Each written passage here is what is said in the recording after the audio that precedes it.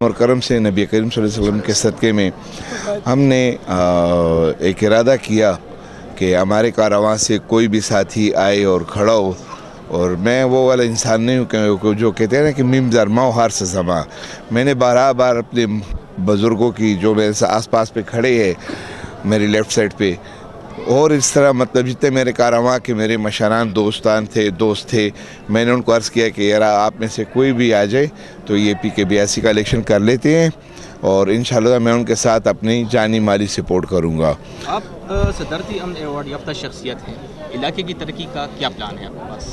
انشاءاللہ تعالی رحمان، اللہ پاک کے فضل و کرم سے جہاں تک آپ نے یہ صدارتی ایوارڈ کی بات کی ہے تو پہلے میں یہ عرض کرتا چلوں کہ یہ مجھے اللہ تبارک و تعالیٰ نے صدارتی ایوارڈ سے بھی نوازے، اور پھر مطلب ہے کہ کچھ ہی عرصے بعد انٹرنیشنل پیس ایوارڈ بھی الحمدللہ اللہ پاک کے فضل و کرم سے مجھے ملا ہے. تو وہ اسی وجہ سے کہ مطلب ہے کہ یہاں پہ مطلب جتنے بھی کوئی صلح کے خیر کے کام ہوتے تھے تو الحمدللہ اس میں مطلب ہے کہ بڑھ چڑھ کے حصہ لیتے تھے، تو اللہ تبارک و تعالیٰ نے اس چیز سے نوازا ہے. اور یہ آپ نے ایک تاریخ رقم کر دی ہے، جو جیت آپ کو ملی ہے. یہاں پہ بہت اچھی پارٹی کھڑی تھی، آپ آزاد حیثیت سے ماشاءاللہ الیکشن جیتے ہیں. کیا راز ہے آپ کی اس کامیابی کا؟ دعا، میرے پیچھے دعا ہے. میں مطلب ہے کہ میری اپنی کوشش یہ ہوتی ہے کہ میں کسی کی دل آزاری نہ کروں، اور انسان ہوں، غلطی ہوتی ہے.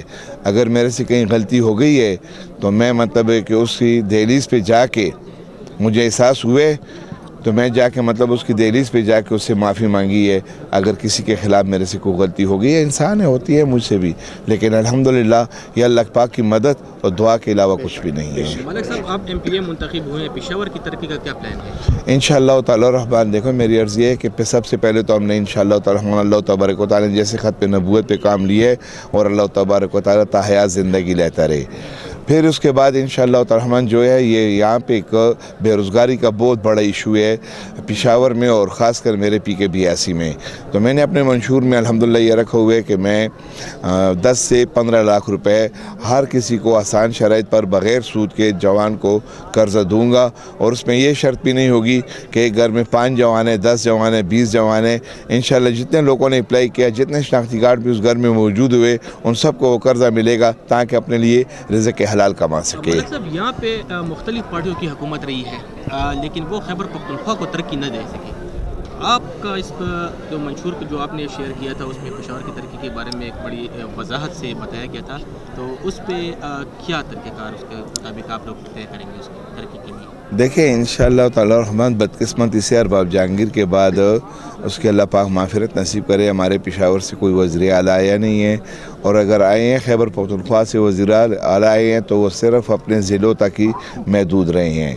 جو حقیقت ہے، اگر اللہ تبارک و تعالیٰ نے صوبے کی خدمت کا موقع دے دیا تو اللہ پاک کے فضل و کرم سے، اللہ پاک کی مدد سے انشاءاللہ تعالی رحمان اس طرح کام کر جاؤں گا کہ جس طرح کہ آج لوگوں نے میرے پہ اعتماد کیا ہے.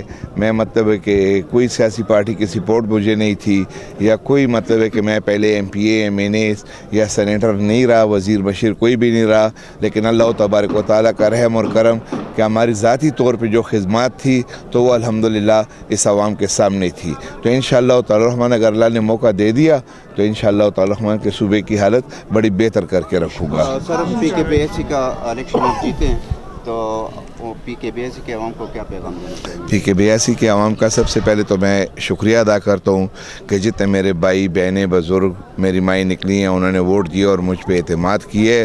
اور پھر میں یہی ان کو کہوں گا کہ انشاءاللہ تعالی رحمان آپ کے مسئلے جو ہیں میرے PK82 کے پشاور کے، انشاءاللہ تعالی رحمان میری حد الوصل کوشش ہوگی کہ میں ان کی دہلیزوں پہ حل کروں. جیسے کہ میں پہلے اعلان کر چکا ہوں اپنی الیکشن کمپین کے دوران کہ میں ہر لیبرہوڈ میں انشاءاللہ تعالی رحمان اپنا دفتر بناؤں گا. اور صاحب یہ بتائیں کہ آپ مستقبل کے حوالے سے کس پارٹی میں آپ جائیں گے، یا آزاد امیدواروں کو ساتھ نہ کریں گے، یا کس تاکہ آپ اپنے علاقے کی ترقی کر سکیں؟ اور اس کے ساتھ یہ بھی بتا دیں کہ کیا پھر نیشنل اسمبلی میں بھی جانے کا ارادہ ہے انشاءاللہ؟ دیکھو انشاءاللہ تعالی رحمان اللہ پاک کرے گا. پہلے تو یہ ہے کہ جہاں تک صوبے میں حکومت ہے تو حکومت میں شروع سے کہہ رہا تھا کہ 11,000 لوگوں کی آئے گی، اور پھر اس پہ بعد میں آپ لوگوں نے دیکھا ہوگا मीडिया की बहुत बड़ी नज़र है। तो इलेक्शन कमीशन ने वज़ीर-ए-आज़म के बारे में भी कह दिया, क्योंकि सियासी पार्टियों से थोड़ा सा मतलब है कि लोगों को पब्लिक खफा हो चुकी है और खफा थी। रिज़ल्ट आप लोगों के सामने अब आ चुके हैं। तो मेरे कहने का मकसद ये है कि इंशाअल्लाह ताला रहमान मुझे अल्लाह से उम्मीद है कि आज़ाद लोगों की हुकूमत इस सूबे में बनेगी। और जहाँ तक आगे सियासत करने का ताल्लुक़ है तो इंशाअल्लाह ताला रहमान खैर व ज़िंदगी रही।